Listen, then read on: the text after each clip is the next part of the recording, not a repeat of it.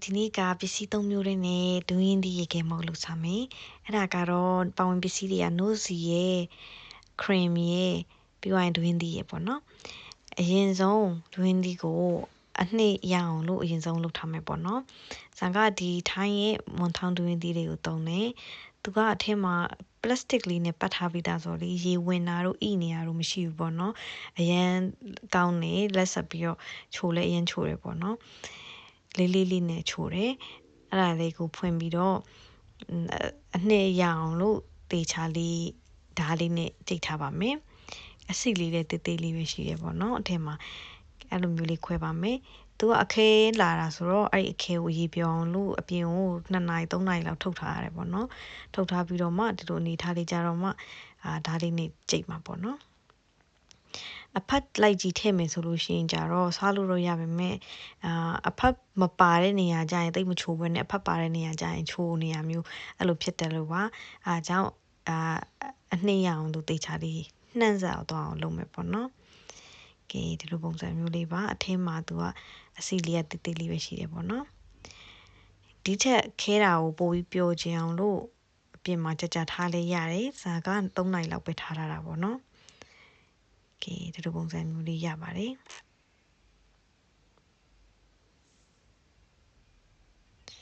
အစိမှာကတ်နေတဲ့ဟာလေးတွေကိုသေချာလေးခွာလိုက်တယ်ကဲပြီးတော့လို့ရှိရင်ဒါလေးနဲ့နှုတ်ဆင်ပါမယ်အဲ့လိုနှုတ်ဆင်လိုက်ရင်ဒီလိုပုံစံမျိုးလေးရပြီပေါ့နော်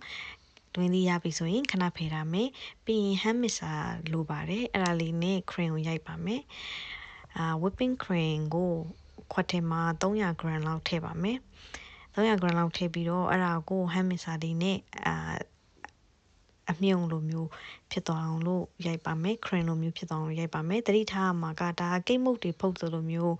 အရင် cream ကိုတောင့်ပြီးမာနေအောင်လုပ်စရာမလိုဘူးနည်းနည်းအနှစ်လောက်ရရင်ရပါပြီပြီးတော့အဲ့ထဲကို Nozi 150 gram ထည့်ပါမယ်အချိုးစားကတော့မူရင်း recipe မှာဆိုလို့ရှိရင် cream နဲ့ Nozi နဲ့ကိုဇာတူထည့်ပါတယ်ဥပမာ300 gram ထည့်ရင် Nozi ကိုလည်း300 gram ထည့်တယ်ဆိုပြီးတော့အဲ့လိုမျိုးလုပ်ပါတယ်ဒါပေမဲ့ဇာက150 gram ပဲထည့်ထားပါတယ်ဘာဖြစ်လို့လဲဆိုတော့ကိုယ့်ရဲ့တွင်းသေးရတဲ့အချိုတက်ကလာအောင်မှာဆိုတော့အချိုအရင်များသွားမှာဆိုလို့ပါအကယ်၍ကိုသုံးတဲ့အသီးနှံက strawberry တို့ထောပတ်သီးတို့လိုမျိုးအချိုသိမ့်မပါတဲ့ဟာမျိုးလို့ဆိုလို့ရှိရင်တော့Nozi ကိုဇာတူထည့်နိုင်ပါတယ်ဇာကတော့အချို short ထည့်ထားပါတယ်ကဲအဲ့နှစ်ခုကိုရောမှွေပြီးသွားပြီဆိုလို့ရှိရင်တော့တွင်းသီးအနှစ်တွေကိုထည့်ပါမယ်ဒါကတမွာပဲလုပ်ထားတာပေါ့နော်တမွာတဲ့တောင်မှတွင်းသီးကအများကြီးရပါတယ်အဲ့တော့အနေထားရဆိုတော့ပဲပေါ့နော်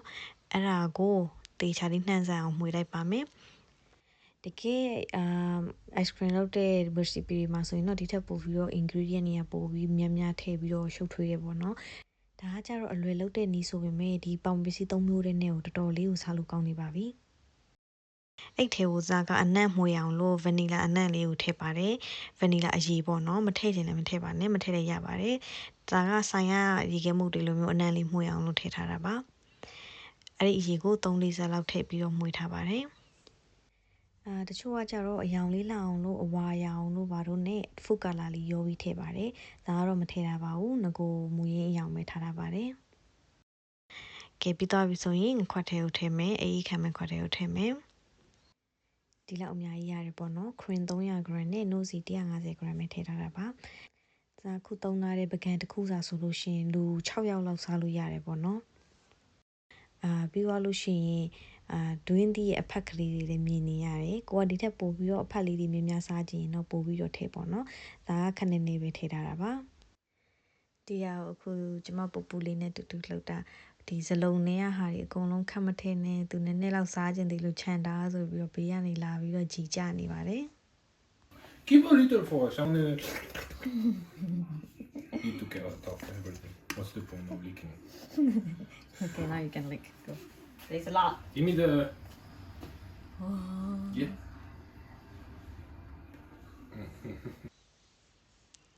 ကဲအဲ့ရပြီဆိုလို့ရှိရင်အပေါ်ကနေ plastic အပါလေးကပ်ပြီးသွားလို့ရှိရင်အေးခံလို့ရပါပြီ3-4နာရီလောက်အေးခံရပါပြီကဲ3-4နာရီပြည့်သွားတဲ့ချိန်မှာဇာကတညအိတ်ထိုက်တယ်ပေါ့နော်တညသိမ့်လိုက်တယ်ဒါပေမဲ့3-4နာရီအေးခံရပါတယ်အဲဆိုရင်တော့ဒါမောင်သွားပြီပေါ့နော်တေချာလေးမောင်သွားပြီအဲဆိုလို့ရှိရင်ချစ်ထုတ်ပြီးတော့စားလို့ရပါပြီ ကဲလောက်ရတာလေအရန်လွယ်တယ်နော်ပါဝင်ပစ္စည်းနည်းနည်းလေးနဲ့ဆိုတော့အိမ်မှာပွဲတွေပါရှိလို့ရှိရင်ကိုယ်တိုင်ပဲတန်တန်ရှင်းရှင်းနဲ့အိမ်မှာလှူစားလို့ရတယ်ဆိုင်ရနေမှာစရာမလိုတော့ဘူးပေါ့နော်ဆုံးတိကြည့်ရှုပေးတာကျေးဇူးတင်ပါတယ်တတာ